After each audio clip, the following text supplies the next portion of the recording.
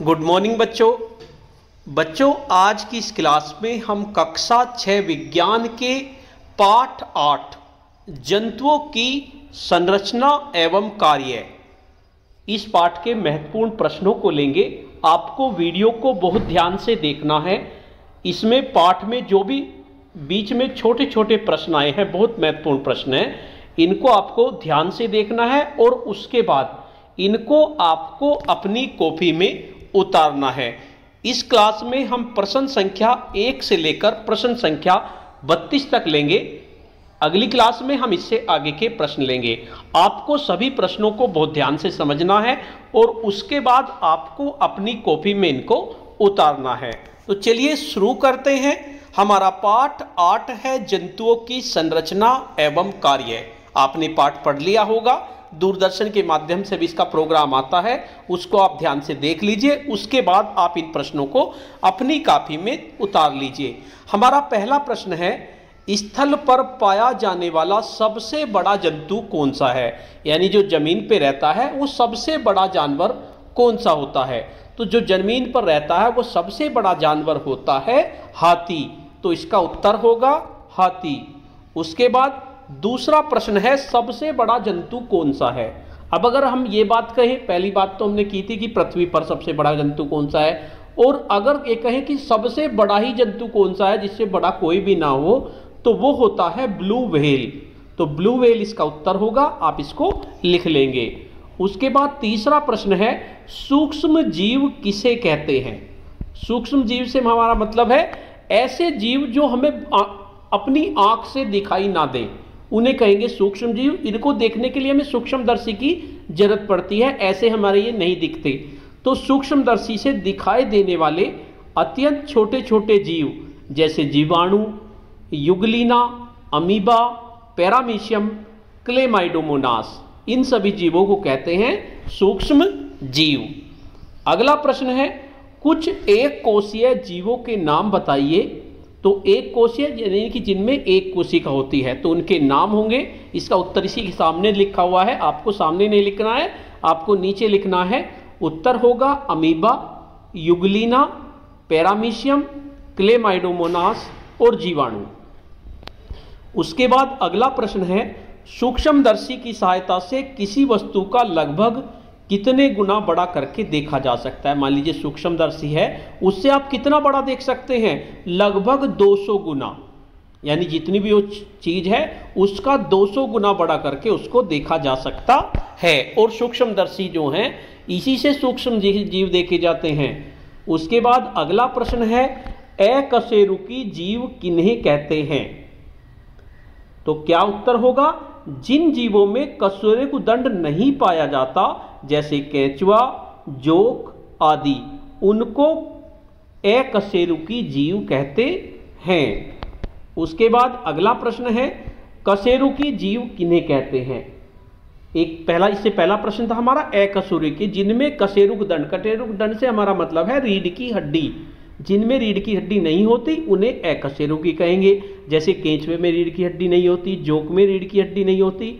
और कशेरुकी जीव किन्हें कहेंगे? जिनमें रीढ़ की हड्डी होती है। यानी कि जिन प्राणियों में कशेरुकदंड पाया जाता है, जैसे मनुष्य, गाय, बकरी आदि, इनमें कशेरुकदंड पाया जाता है, इन्हें कशेरुकी जीव कहते हैं। उसके बाद नेक्स्ट प्रश्न है, अमीबा का आकार कैसा होता है? तो अमीबा का जो आकार होता है वो अनियमित होता है, कोई फिक्स आकार उसका नहीं होता। तो इसका उत्तर होगा अनियमित। अगला प्रश्न है, पाचन किसे कहते हैं? अघुलनशील भोज्य पदार्थों जैसे प्रोटीन, मंड तथा वसा को सरल तथा घुलनशील अवस्था में बदलने की क्रिया को पाचन कहते हैं। पाचन का मतलब पचाना। जब भोजन पचता है तो इसमें क्या होते हैं? अघुलनशील भोज्य पदार्थ होते हैं हमारे भोजन में, जैसे प्रोटीन होता है, मंड होता है, वसा होती है। इनको सरल और घुलनशील अवस्था में बदलने की क्रिया को पाचन कहते हैं। उसके बाद अगला प्रश्न है, मनुष्य में पाचन क्रिया किन अंगों द्वारा संपन्न होती है? तो मनुष्य में जो पाचन क्रिया होती है वो निम्न अंगों द्वारा संपन्न होती है। सबसे पहले मुख गुहा, फिर भोजन नली यानी कि ग्रास नली, फिर आमाशय, उसके बाद छोटी आंत, उसके बाद बड़ी आंत, उसके बाद मलाशय एवं गुदा। तो इन अंगों द्वारा पाचन क्रिया हमारी होती है। अगला प्रश्न है, मनुष्य के शरीर में कौन सी 2 पाचन ग्रंथियां पाई जाती हैं? तो मनुष्य के शरीर में एक तो यकृत होती है, दूसरी अग्नाशय होती है। तो इसका उत्तर होगा यकृत तथा अग्नाशय। अगला प्रश्न है, मनुष्य के शरीर की सबसे बड़ी ग्रंथि कौन सी होती है? यानी मनुष्य के शरीर में सबसे बड़ी ग्रंथि कौन सी होती है? तो वो ग्रंथि होती है हमारी यकृत। उसके बाद अगला प्रश्न है, पित्त रस का निर्माण कहाँ होता है? तो पित्त रस का निर्माण होता है यकृत में। उसके बाद प्रश्न नंबर 14 है, यकृत का रंग कैसा होता है? तो यकृत का जो रंग होता है वो चॉकलेटी या गहरे भूरे रंग का होता है। उसके बाद प्रश्न नंबर 15 है, अग्नाशय से किस रस का स्राव होता है? तो अग्नाशय से जो रस का स्राव होता है वो अग्नाशयी रस का होता है। उसके बाद प्रश्न नंबर 16 है, अग्नाशय का रंग कैसा होता है? तो अग्नाशय का जो रंग होता है वो हल्का गुलाबी होता है। उसके बाद अगला प्रश्न है, पाचन अंग और पाचन ग्रंथियां मिलकर कौन सा तंत्र बनाती हैं? तो पाचन अंग और पाचन ग्रंथियां मिलकर पाचन तंत्र बनाती हैं। तो इसका उत्तर ये होगा। उसके बाद अगला प्रश्न है, पाचन ग्रंथियां द्वारा स्रावित पाचक रस के क्या कार्य हैं? तो इसका उत्तर होगा पाचक रस रासायनिक क्रिया द्वारा भोजन में उपस्थित प्रोटीन, मंड तथा वसा को सरल तथा घुलनशील अवस्था में परिवर्तित करते हैं। उसके बाद अगला प्रश्न है, एक कोशीय जीवों जैसे अमीबा, पैरामीशियम में भोजन का पाचन कहाँ होता है? तो जो एक कोशीय जीव होते हैं उनमें कहाँ होता है? कोशिका में होता है पाचन। उसके बाद अगला प्रश्न है, किन जीवों में आहार नाल के सभी भाग नहीं होते? तो कौन कौन से ऐसे जीव हैं जिनमें आहार नाल के सभी भाग नहीं होते? केंचुआ, तिलचट्टा आदि में आहार नाल के सभी भाग नहीं होते। अगला प्रश्न है, पूर्ण विकसित आहार नाल किन जीवों में पाई जाती है? तो पूर्ण विकसित आहार नाल मिलेगी, एक तो मछली में मिलती है, मेंढक में मिलती है, छिपकली में मिलती है, पक्षी तथा सभी स्तनधारियों में मिलती है। अगला प्रश्न है, श्वसन किसे कहते हैं? तो श्वसन किसे कहेंगे? ऑक्सीजन युक्त वायु को अंदर खींचना और कार्बन डाइऑक्साइड से युक्त वायु को बाहर निकालना श्वसन कहलाता है।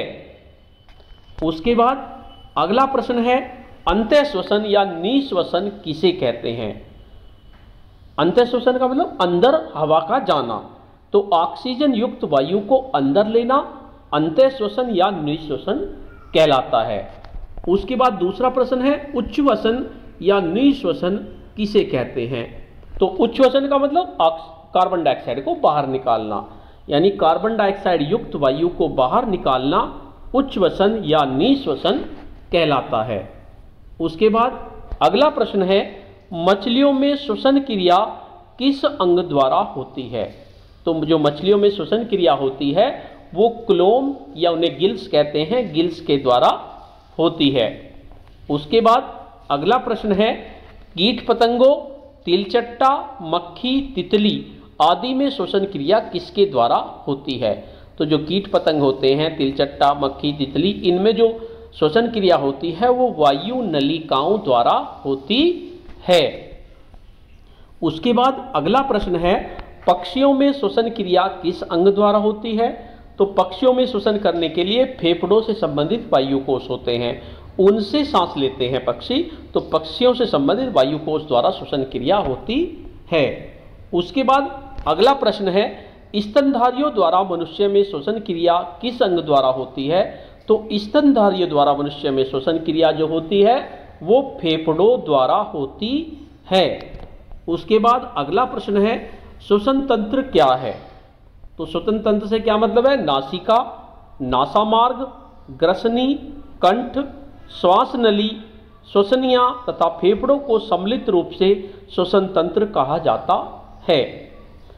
तो ये हमारा प्रश्न नंबर 29 हुआ। उसके बाद प्रश्न नंबर 30 है हमारा, हमारे शरीर में हृदय कहाँ पर स्थित होता है?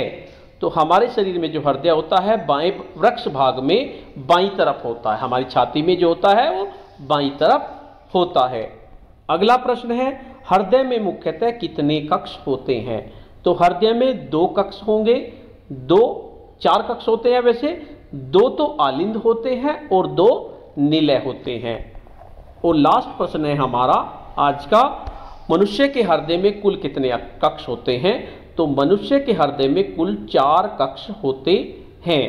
पहले बायां आलिंद, फिर बायां निलय, फिर दायां आलिंद और दायां निलय। तो इस तरह से 4 कक्ष मनुष्य के हृदय में होते हैं। तो बच्चों, ये मैंने आपको 32 प्रश्न कराए पार्ट 1 में। इससे आगे के प्रश्न हम अगली क्लास में लेंगे। अभी आपको ये 32 प्रश्न आपकी कॉपी में करने हैं। आप इनको ध्यान से कर लीजिए। आप इनके स्क्रीनशॉट लेकर इनको ध्यान से अपनी कॉपी में कर लीजिए।